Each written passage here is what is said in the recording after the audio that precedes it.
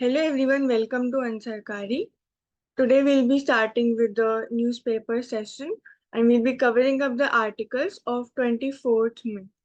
So the main topics that we'll be taking up are regarding the brain-eating amoeba that causes meningoencephalitis. Then we will talk about the AI, how it is transforming coding. Another important article is regarding the visit of Xi Jinping, that is China's leader in Europe, and also regarding the Consumer Protection Act and whether doctors must be kept out of it or they must be included as they are already.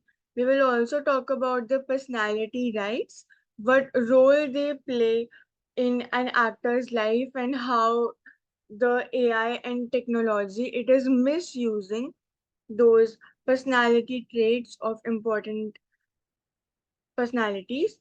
Then integrated theater command, upcoming integrated theater command is also another important topic for today.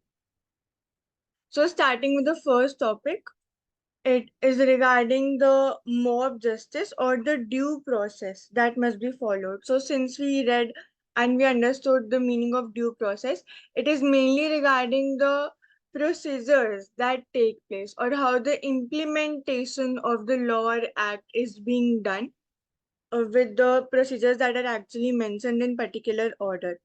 तो यहाँ पर इस case में this did not happen since after the accident where a teenager in Pause he hit um, two people and they died who were driving on the bike. So uh, mm, regarding the punishment that was put was just to work with traffic police in Yerwada for 15 days and also write an essay on the accident. So these are not even punishments, they are merely just formality. Just because the person who is involved here, he is rich. And also on the basis that the accused is 17-year-old, तो जो juveniles का जो जिन्होंने case under लिया है they must implement the actual proceedings and the punishment that must be granted to the child irrespective of the privileges. Next article is regarding the transfer from RBI that exceeds the government expectations. Add करना है प्रेरणा। हम्म, वहां पे हम अपने exam के लिए बोल सकते हैं कि जुवेनाइल प्रिविलेज्ड बैकग्राउंड। तो जुवेनाइल जो है हमारे सिस्टम के अंदर उनको किन किन केसेस में हम कंसिडर करेंगे एज एन एडल्ट। तो अगर कोई भी हीनियस क्राइम वो करते हैं तो उसके बाद उनको हम एडल्ट उन कुछ कुछ केसेस में कंसिडर करते हैं, जैसे कि पॉस्को के केसेस होते हैं। हम्म Also, isme there was a point mentioned that the child, the teen, he was also drunk. तो एक तो टेस्ट भी लेट हुआ like after 2 hours he was tested for alcohol and also इसमें देर इज मेंशन के जो ये bars pubs run होते हैं जब बिजनेसेस होते हैं जो अल्कोहल सेल करते हैं they must also be supervised and also एक open conversation होना चाहिए between the parents and the various other institutions with the children ताकि ये जो ड्रिंक एंड ड्राइव के केसेस हैं ये प्रिवेंट हो सके. तो this article mainly talks about कि कैसे जो आरबीआई का जो ट्रांसफर है वो बहुत ज्यादा इंक्रीज कर गया है लाइक एक्सपेक्टेशन से टू द गवर्नमेंट जो ट्रांसफर हुआ. सो 2.1 लाख करोड़ सरप्लस ट्रांसफर हुआ टू द सेंट्रल गवर्नमेंट. फिर इसमें हम कंटिजेंसी रिस्क बफर की भी बात करते हैं जिसको इंक्रीज करने की बात हुई है टू 6.5%. जो सेंट्रल बैंक की बैलेंस शीट है उस पर. तो as the name suggests, risk buffer. It means कि फ्यूचर में ताकि कोई जब क्राइसिस है फाइनेंशियल क्राइसिस उस टाइम पे it can be used. Further, we talk about the center's capex to GDP ratio यानी कि जो capital expenditure है that has also edged upwards.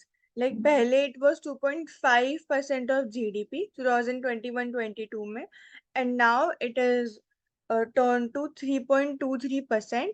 इन 2023-24। तो इसमें हम कैपिटल एक्सपेंडिचर, रेवेन्यू एक्सपेंडिचर की बात कर सकते हैं कि revenue is mainly for short term and like for welfare measures. Rather capital जो है वो एक काइंड ऑफ इंफ्रास्ट्रक्चरल इन्वेस्टमेंट होता है जिसमें फ्यूचर में बहुत ज्यादा रिटर्न्स मिलते हैं because of the infrastructure building.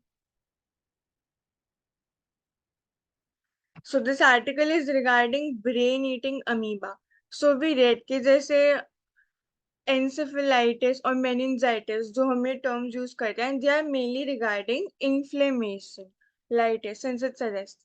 And कौन से एरियाज में होते हैं ये? मेनली जो ब्रेन और स्पाइनल कॉर्ड का जो एरिया होता है वहां पर inflammation takes place. तो here it is regarding brain eating amoeba जिसका नाम है Naegleria fowleri. तो ये जो अमीबा है it is a single celled organism और ये कॉज कर देता है इन्फ्लेमेशन। जो टिश्यूज होते हैं वो स्वेल हो जाते हैं ब्रेन में, तो जिससे कि अगेन डिस्ट्रॉय हो जाता है ब्रेन एंड डेथ हो जाती है ऑफ द पर्सन। तो नेचर क्या क्या है? अमीबा है, वार्म फ्रेश वाटर बॉडीज में मिलता है, lakes and rivers. Short period में सरवाइव करता है in warm environments up to 46 degree Celsius और सिंगल सेल्ड ऑर्गेनिज्म है। तो जो पीएएम है ये डिजीज का नाम है जो इसकी वजह से होती है, that is primary amoebic meningoencephalitis.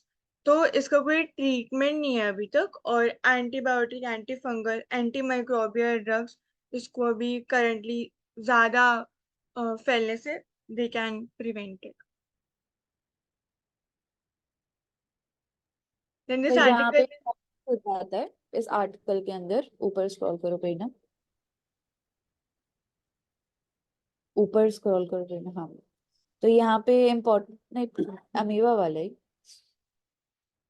तो यहाँ पे इम्पोर्टेंट हो जाता है कि कितना ज्यादा इसका जो फेर्टिलिटी रेट है, हम देख सकते हैं 95 से 97%।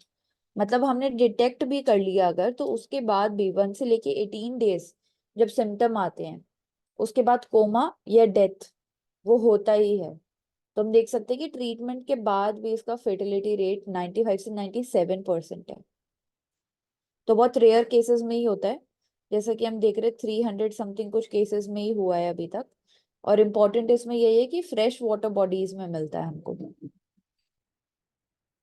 And mainly next. अगर चांसेस की बात करें तो जनरली जो हम करते हैं उस टाइम पर, बिकॉज ये नोज के थ्रू ट्रांसफर होता है। अगर हम स्वॉलो करेंगे तो ये हार्म नहीं करेगा बिकॉज अगेन डिस्ट्रॉय हो जाएगा, लेकिन नोज के through directly it can go to the brain.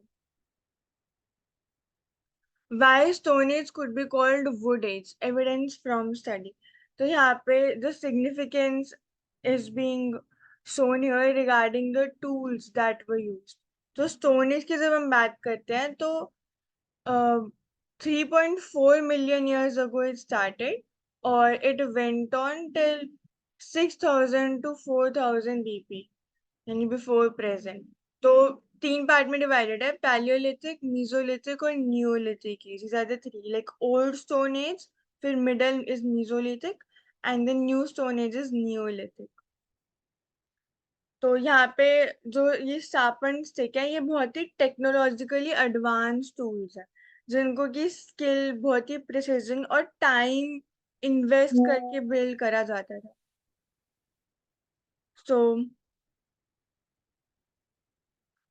यहाँ पे रिगार्डिंग द प्रिजर्वेशन बायस, तो उसके बारे में भी इट इज टॉक रिगार्डिंग जो ये एक्सकवेशन हुई है ये इतनी अच्छी इसलिए हो पाई है क्योंकि जो डैम्प और ऑक्सीजन लेस कंडीशंस थी पीटलैंड की जो सॉइल थी उसमें, तो जो ऑर्गेनिक मैटर है इट कुड नॉट डिकम्पोज, जिसकी वजह से जो प्रिजर्वेशन है of these pre historic wooden artefacts it was there, it took place. And यहाँ पे हम ये देख सकते हैं कि 7 लाख से लेके 2.5 मिलियन ईयर्स पहले भी हम इन वुड टूल्स को यूज कर रहे थे। तो इनमें से किसी भी चीज के लिए यूज हो सकते हैं, जैसे कि हम स्टोन एज के अंदर जो टूल की तरह यूज कर रहे थे हमारे स्टोन्स को, उनको शार्पन करके। बट यहाँ पे हम देख सकते हैं कि यूज किया जा रहा है जो वुड है उसको शार्प करके। तो अगर स्टोन एज की भी बात करते हैं तो जैसा आपने बोला कि 4 स्टेजेस आते हैं, palaeolithic, mesolithic, neolithic and then chalcolithic. तो अगर क्वेश्चन आता है कि क्या आयरन जो है वो डिस्कवर हो चुका था पहले स्टोन एज के अंदर, तो वो गलत हो जाता है, क्योंकि चालकोलिथिक में सिर्फ कॉपर जो है वो डिस्कवर होता है। पैलियोलिथिक अगर स्टार्ट करें तो 5 लाख से लेके 10,000 BCE तक टाइम पीरियड है। मिजो का फिर 10,000 से 6,000, नियो का 6,000 से लेके 1,000, एंड देन चालकोलिथिक का उसके बाद 3,000 से लेके 500। तो अगर बात करते हैं पेलियोलिथिक की, तो हंटिंग, गैदरिंग, फिशिंग, हंटर और फूड गैदरर्स बेसिकली उस टाइम पे थे। नोमैडिक एग्जिस्टेंस थी उनकी, ओपन स्पेसेस, रिवर वैलीज में रहते थे, सेटल्ड नहीं थे कहीं पे भी। कोई भी एग्रीकल्चर का एविडेंस हमें मिला नहीं है पैलियोलिथिक में। मेसोलिथिक की बात करते हैं तो यहाँ पे धीरे धीरे एडवांस होने लगे वो, हंटर और हर्डर्स बनने लगे। प्री एग्रीकल्चरल टाइम मतलब एग्रीकल्चर स्टार्ट हो गया था, बट प्राइमरीली एग्रीकल्चर को प्रैक्टिस नहीं किया जा रहा था अभी भी। तो सेमी परमानेंट और टेम्परेरी सेटलमेंट्स में रह रहे थे, बट ओपन स्पेसेस में अभी भी नहीं रह रहे थे ये। और कुछ कुछ हम देखते हैं कि एविडेंसेस हैं कि थोड़ी थोड़ी लैंग्वेज डेवलप होने लगी थी हमारे मेसोलिथिक के टाइम पे। फिर नियोलिथिक आता है जिसको न्यू स्टोन एज बोलते हैं। यहाँ पे जो हंटर और फूड गैदरर थे पेलियोलिथिक एज में, वो यहाँ पे फूड प्रोड्यूसर बन चुके थे। मतलब थोड़े उन्होंने, मीजोलिथिक में हम माइक्रोलिथ भी देखते हैं, मतलब पेलियोलिथिक में पहले वो बड़े स्टोन्स को यूज करते थे as a tool, but mesolithic में उसको शार्पन करके पिन पॉइंटेड बना के वो यूज करने लग गए, जिसमें कुछ बोन्स को भी वो यूज करते थे। तो छोटा छोटे टूल्स बेसिकली वो यूज करने लग गए, इसलिए उनको माइक्रोलिथ बोलते हैं। नियोलिथिक में परमानेंट हाउसेस में वो रहने लग गए। एंड चालकोलिथिक जो कि इंपॉर्टेंट है कि जो हमारा कॉपर है उसकी डिस्कवरी हुई, तो उसको वो डिफरेंट डिफरेंट चीजों में यूज करते थे। एंड चालकोलिथिक एज में बोले तो जो सेटलमेंट्स थी उनमें काफी ज्यादा सेटलमेंट्स जो थी प्री हड़प्पन भी देखने को मिली हमको। Continue Prem. Model code and context. So this article is mainly regarding के not just specifically the model code of conduct apply होता है, that is from the period जब election की date announce होती है उससे लेकर के till the results are announced, तो तब तक model code of conduct which is a set of guidelines जो issued होती हैं by ECI, तो they are followed. So not just in that, but also when political leaders they are themselves conducting themselves in their speeches, yeah, generally be they must reflect upon their ideas. तो सबसे पहले truth की यहाँ पे बात करते हैं कि ट्रूथ क्या है।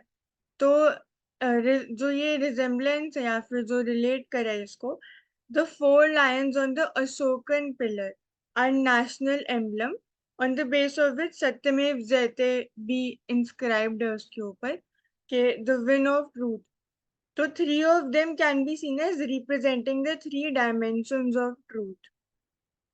एक जो हम देख सकते हैं, other that the other person can see, और थर्ड जो neither of us can see but the third person could. तो फोर्थ डायमेंशन क्या है कि नो वन कैन फैथम।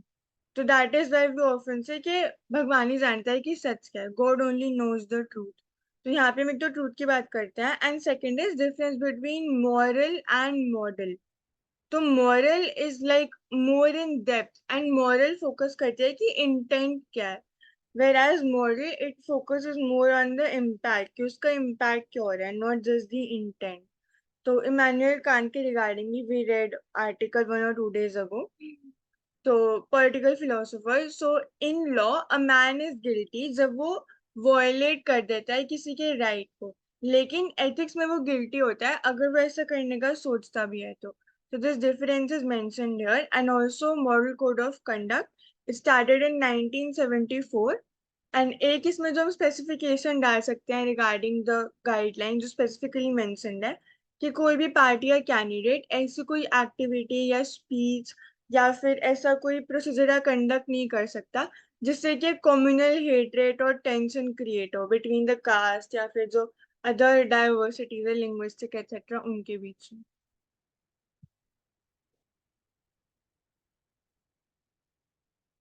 तो एआई यहाँ इज पे हैं कि जो मॉडल कोड ऑफ कंडक्ट है वो अपने में कोई एक्ट नहीं है, बेसिकली बस बता रहा है कि कैसा कंडक्ट होना चाहिए।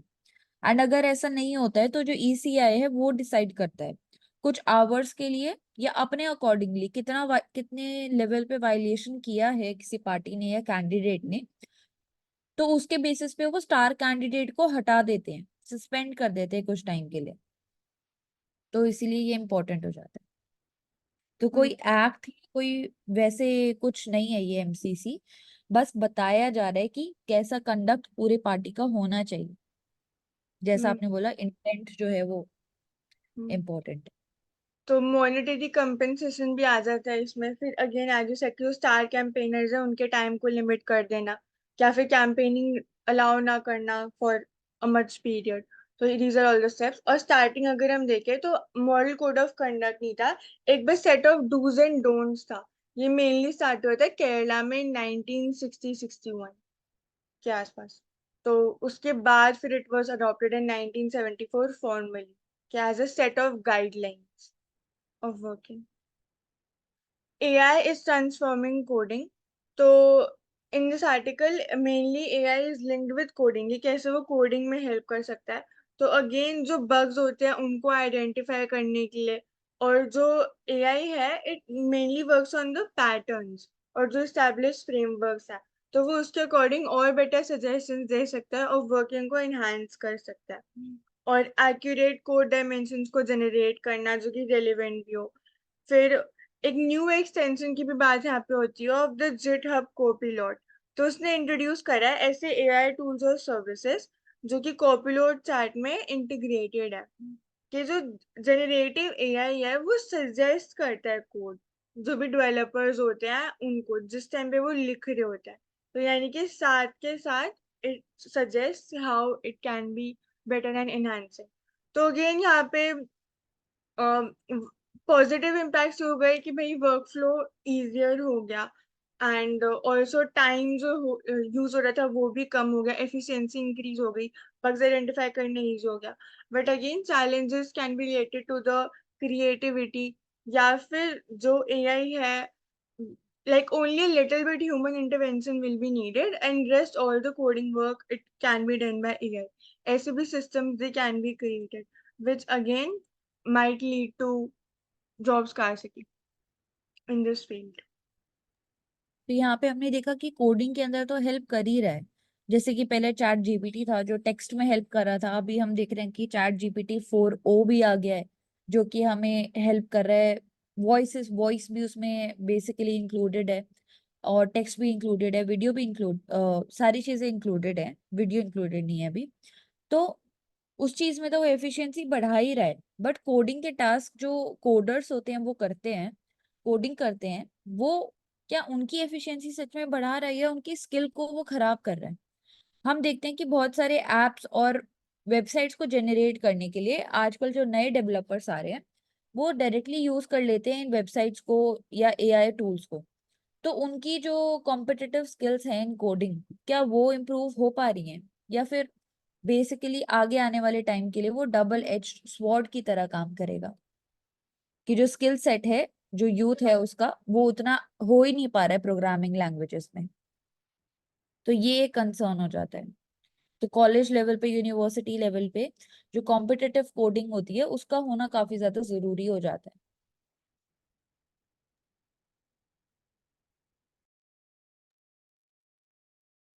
तो मैड हनी और कोमर हनी इन टर्किश, तो ये एक तरह की हनी होती है जो बहुत ज्यादा क्योर कर सकती है ऐसी कंडीशंस को जैसे कि हार्ट पैल्पिटेशंस, डॉजी स्टमक या फिर इवन इम्पोर्टेंस। तो बट ऑल्सो इसमें डेथ भी होती है लोगों की after they consume it in higher quantities. तो एक तरह की मैड हनी होती है। लश ग्रीन पोंटिक एल्प्स, तो they are home to sub species of rhododendron whose purple flowers, उनमें ये कंटेन करते हैं हाइलोजेनिक न्यूरोटॉक्सिन, जिसको यूज करके कि जो बीज होती हैं वो मैड हनी क्रिएट करती हैं। तो पर्टिकुलर एरिया में है ये पॉन्टिक एल्प्स, और उसमें ये स्पीशीज है, सब स्पीशीज जहाँ पर it is created. So India में हम बोल सकते हैं कि जीआई टैग मिला हुआ है जो सुंदरबन हनी है उसको। सुंदरबन हनी कहाँ से मिलती है हमें? वेस्ट बंगाल के अंदर से। इसके अलावा स्वीट रेवोल्यूशन जो कि 2017 में लॉन्च किया गया था, जिसको हनी मिशन भी बोलते हैं, किसने लॉन्च किया था? KVIC ने, under the ministry of micro small and medium enterprises, ताकि जो फार्मर्स हैं या बी कीपर्स हैं उनको बेसिकली हम प्रैक्टिकल ट्रेनिंग दे पाए, हनी बी कॉलोनीज के एग्जामिनेशन के लिए आइडेंटिफाई और मैनेजमेंट जो होता है डिजीजेस का पूरे कॉलोनीज में वो कर पाए। इसके अलावा वैक्स प्यूरिफिकेशन और हनी एक्सट्रैक्शन कैसे सस्टेनेबल करना चाहिए वो हम आगे प्रमोट कर पाए। तो KVIC ने लॉन्च किया था। कंटिन्यू करेंगे। A visit to preserve China's interest in Europe. तो यहाँ पे recently Chinese President Xi Jinping, so he traveled to Europe. तो काफी time बाद he has started traveling, especially to Europe. There have been visits to countries like Russia, etc. But Europe में बहुत ही limit हो गया था, and also to other countries. So G20 में भी he didn't come to India, he didn't visit India. तो अभी recently Europe में he visited France, Serbia and Hungary. तो यहाँ पे this article mainly talks about एक जो मार्केट की नीड है चाइना को in Europe, as we read a few weeks ago regarding the increased investment of or increased presence of China in Europe's market, especially regarding the electric vehicles. तो उसमें क्यों European Union का market इतना important हो जाता है, not just for China but also for other countries such as India. फिर you also talk about the eastern and western Europe कि व्हाट आर द डिफरेंसेस, क्या प्रायोरिटीज जनरली होती है, what is their stand regarding Russia and China etcetera. So, regarding the reason why investing in or perhaps why the presence in the European market it becomes important for China and India, countries like China and India is क्योंकि जो per capita income है in such countries of European Union, especially the Western European countries, तो वो बहुत ज्यादा है। तो उनकी जो स्पेंडिंग होएगी of course that will also be much higher. इस वजह से we tend to seek for the presence in that market. Population की अगर बात करें तो अराउंड 80 करोड़ पॉपुलेशन है पूरे यूरोपियन कंट्रीज की, तो विच इज वेरी लेस। अगर हम इंडिया से कंपेयर करें तो which is just one country, still important हो जाती है क्योंकि जो पर कैपिटा इनकम है again that is very high. अगर हम स्टैंड की बात करते हैं तो मेजरली जो हंगरी और सर्बिया है ये पार्ट है ऑफ द ईस्टर्न यूरोप, और वेस्टर्न यूरोप में again you have countries like France, Germany etcetera which are a bit more richer than the eastern counterpart. तो अगर हम स्टैंड की बात करें तो of Hungary and Serbia it is more towards Russia और जो चाइना के इंटरेस्ट है, जैसे हंगरी ऑल्सो इसमें it doesn't go with the western Europe, rather उनका खुद का स्टैंड होता है। जैसे अगर रेफ्यूजीज को इंटेक करना है फ्रॉम अफ्रीका एटसेट्रा तो वो मना कर देते हैं। रिगार्डिंग द रशियाज का जो वॉर है उसमें also they don't say anything against them. Similarly again as we know कि रशिया और चाइना की जो relations that are also increasing and more balanced, तो उसकी वजह से चाइना और जो हंगरी और सर्बिया के रिलेशंस हैं they are also very much increase. तो अगर फ्रांस की बात करें तो specifically France also has a balanced approach. Like अभी रिसेंटली ही जो टिबेट है उसमें also when Xi Jinping he went to France, तो उससे like one day before itself जो फ्रांस के लीडर हैं प्रेसिडेंट इमैनुअल मैक्रोन, तो ही विजिटेड टिबेट। तो टिबेट जो कि एक इंडिपेंडेंट अपने आप को मानता है, इंडिपेंडेंट एरिया, तो उसके लीडर से भी he visited and he contacted with just to show that it is not afraid of China, and of course China didn't like it, but they need market in countries like France जिसका कि बहुत ज्यादा बड़ा say है in Europe. It is like leading Europe in terms of saying and expressions. तो इस वजह से it becomes important. अब अगर हम ट्रेड पॉलिसीज की बात करते हैं तो जो जी जिनपिंग है उनके मेनली 3 गोल्स है। एक तो to prevent that the EU from getting to close to the US, second is to avert a trade stand off with European Union, and to bolster China standing in Europe. Again the reasons have been mentioned. तो इसमें जो friends के जो trade interest है उनको भी promote करना, and also to push China to stop supplying weapons to components of Moscow. ये मेनली डिमांड्स थी ऑफ प्रेसिडेंट इमैनुअल मैक्रोन। तो policy of de-risking advocate career from China by reducing dependence of Chinese imports and technology, जो कि mainly अभी again हो रहा है in the EU and also in the US। जैसे US और चाइना में भी कंपटीशन है रिगार्डिंग द टेक्नोलॉजी। और इलेक्ट्रिक व्हीकल्स की अगर बात करते हैं तो, and also over the time, जैसे कि earlier what used to happen was, जो चाइना के जो प्रोडक्ट्स होते थे their cost used to be less, they used to be cheap, but even the quality, it didn't used to be that good. But now even the quality is increasing a lot, especially in terms of the electric vehicles. तो वहाँ पे again domestic जो market है उसको support करने के लिए there have to be restrictions on the imports of electric vehicles from China.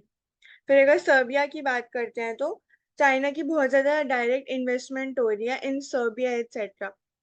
Also one point regarding the जो डेट पॉलिसी है चाइना की, तो ऐसा क्यों हो रहा है? मेजर रीजन जैसे हमने श्रीलंका के केस में भी देखा। So what happens is all these policies, they are not followed by the people or the country in itself, rather by the leader, because the leaders होते हैं they mostly think of the short term, कि if the loan will be taken, the credit will be taken, तो अभी the financial condition will improve and the people will vote and then the leader will come to power again. But जो long term impacts होते हैं, जैसे कि जो ये debt policy है, debt trap it gets created, they are much overseen. फिर Belgrade और Budapest high speed railway projects और अदर इंफ्रास्ट्रक्चर प्रोजेक्ट्स भी यहाँ पे इंट्रोड्यूस हो रहे हैं। और जो चाइनीज ईवी जायंट है BYD, it hopes to capture the European market. तो अगेन जब हम बात करते हैं कि जो फर्स्ट ईवी है, लाइक ये जो टेक्नोलॉजी है, it was started by Tesla, but अभी जो मेजर इसका जो प्रोडक्शन हो रहा है और जो सेलिंग हो रही है, that is done by this EV giant जो चाइनीज कंपनी है BYD। It is doing the same. तो यहाँ पे अगेन बैलेंस इज नीडेड। और एक इंस्टीट्यूशन की अगर हम बात करें, दैट इज 17+1 चाइना। तो it is regarding the eastern European countries के साथ जो चाइना का रिलेशन है उसमें टू बैलेंस है। So major points that we talk in this article were regarding के यूरोप का मार्केट क्यों इतना इम्पोर्टेंट होता है हर उसके लिए, then difference between the eastern and western Europe की जो अप्रोच है regarding the Russia's war, and even the how they look towards China and its investments.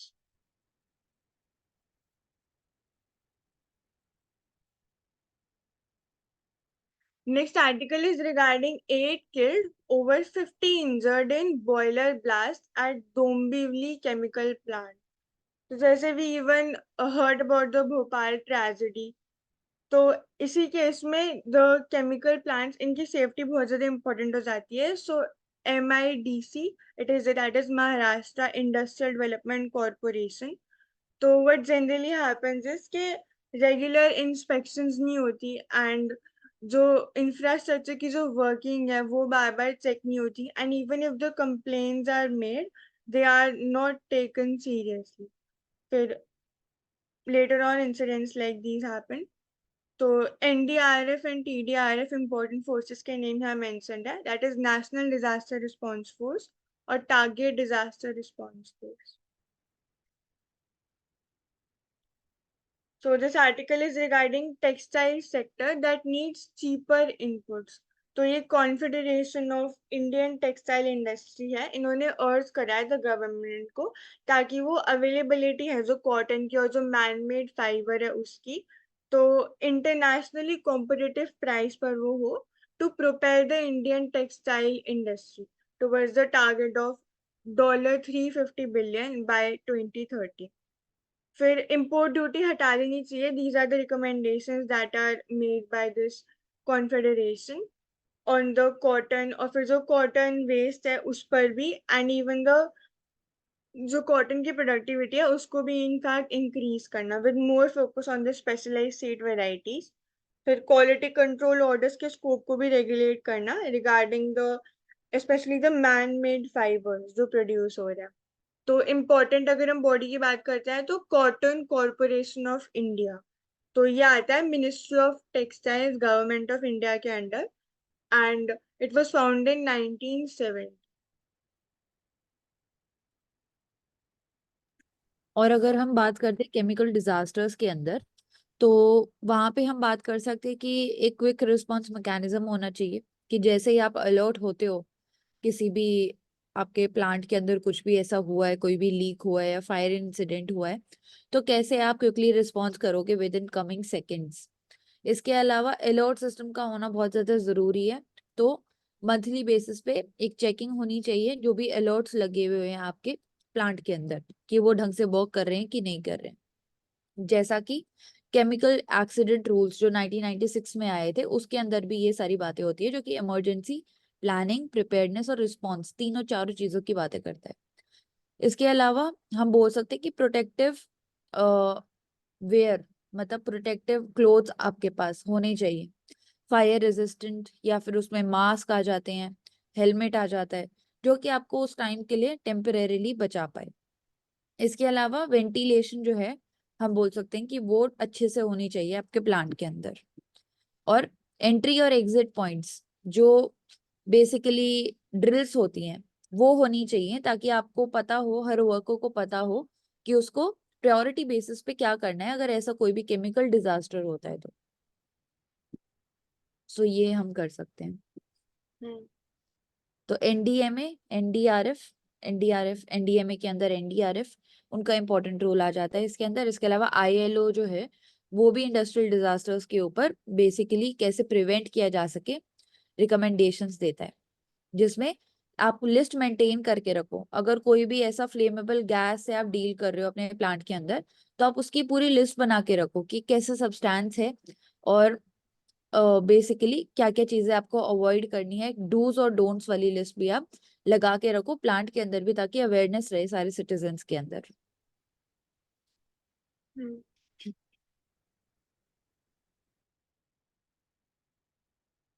तो वर्ल्ड हेल्थ असेंबली, तो इसमें एक अपकमिंग ऐसी टूल किट आ रही है जो कि नेशंस को प्रिपेयर करेगी for the pandemics.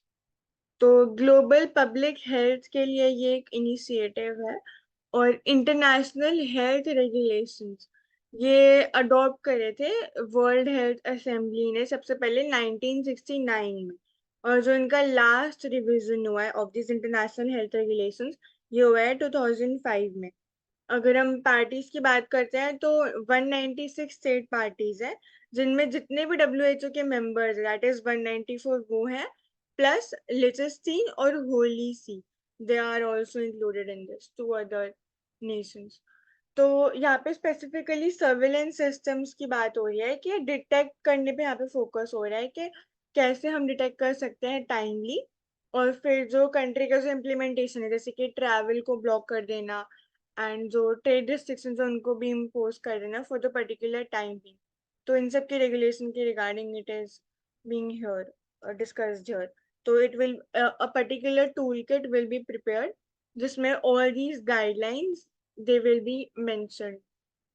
Building capacities की अगर बात करते हैं तो जो मेंबर स्टेट्स हैं they all must protect their peoples for better better from future pandemic है, जैसे कि अभी कोविड-19 में भी हुआ था। एंड जो हेल्थ इंफ्रास्ट्रक्चर है उसके ऊपर भी फोकस करना, एंड जो पैंडेमिक अकॉर्ड फोकस है उसको भी कोऑर्डिनेट करके चलना with the international response to pandemics, जैसे vaccines, therapeutics, diagnostics, all the regulation it becomes important. So this article is mainly regarding the doctors का inclusion within the Consumer Protection Act.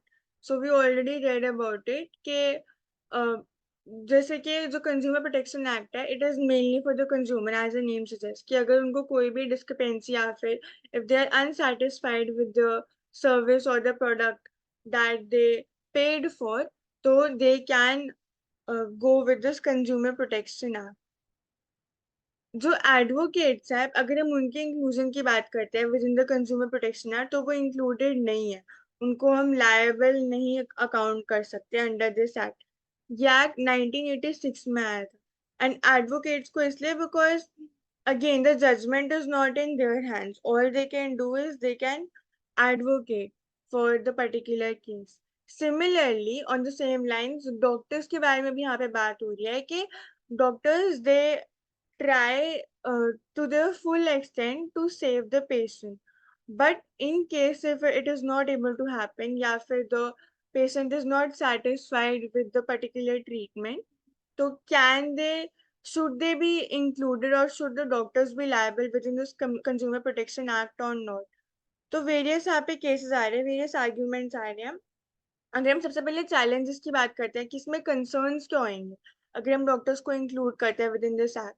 तो सबसे पहले तो एक जो फेक केसेस होते हैं तो उनका भी जैसे वो भी बहुत ज्यादा इंक्रीज होंगे या फिर दे विल फॉलो के suppose the patient he or she wants the money back या फिर they just fake the problem and the conditions के the doctor did not comply to the regulations and treatment well, वो चीज increase हो जाएगी and just to inherit the amount.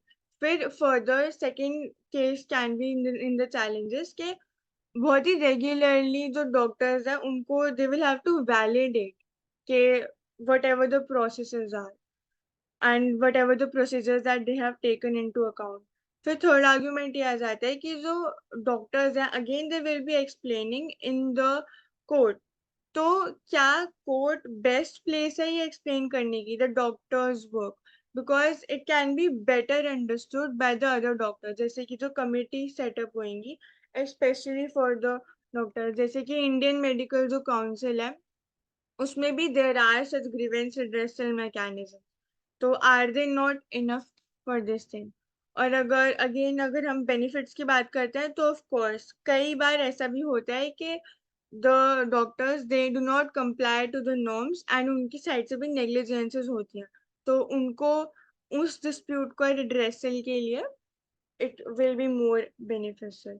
तो अगर हम केस की बात करते हैं तो Indian medical association versus VP Shantha. तो ये एक लैंडमार्क केस है जिसमें डिसाइड करा था कि जो डॉक्टर्स हैं मेडिकल प्रोफेशनल्स और हॉस्पिटल्स हैं इनको भी हम इंक्लूड करते हैं in the consumer protection act as service providers. तो फर्दर द डिबेट इज कि वेदर इट शुड बी और they should not be included या फिर even a separate body can be created for them. जैसे कि यहाँ पे कमीशन की बात हो रही है, state commission, national consumer dispute redressal commission. Again यहाँ पे प्रॉब्लम ये आ जाती है कि बहुत ज्यादा स्टेप्स फॉलो करने पड़ते हैं in case this thing is not included in consumer protection. We can continue in the next session.